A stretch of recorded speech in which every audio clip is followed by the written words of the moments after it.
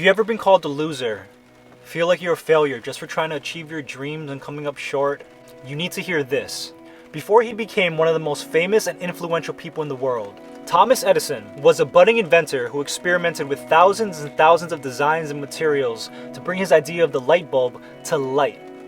One day, a friend of Mr. Edison came over to visit him at his lab. He found Edison hunched over his workbench with hundreds upon hundreds of little test cells that he had been experimenting with that day. They got to talking and catching up, and Edison revealed to his dear friend that he had already been through about 10,000 of these designs and experiments. Flabbergasted, his friend replied with a simple, "Wow, isn't it a shame that with the tremendous amount of work you have done, you have failed to produce any results?" Edison laughed and said, "I have not failed. Why, I have gotten a lot of results.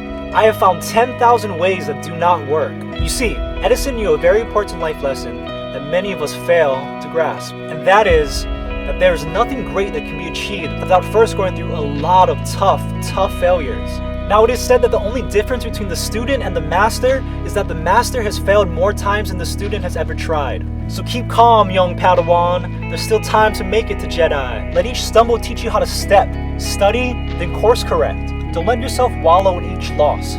Rather, take it as a lesson of how you can improve and do better the next time. The true test of your spirit is not how much or how little you get knocked down. It's about how much times you get knocked down and get right back up. Because all it takes is one more of the latter than the former. There's a teaching in each beating we take at the expense of following our dreams. It is up to ourselves to decode that message and figure out what that failure is teaching us. So if you're a failure, good. Fail more. Fail better. Fail forward into the next set of failures that will get you stumbling along to the place you've always dreamed of. The first set of art you paint will be awful.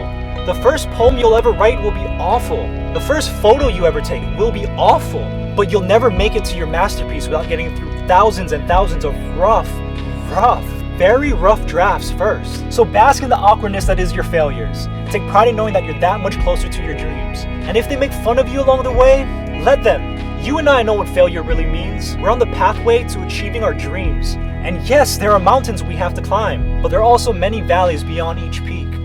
So we'll be ready for all these ups as well as the downs, because we know it's all part of our growth and journey. And at the end of the day, it's really a blessing, because when we finally come across another failure, what we really know is that it's a lesson.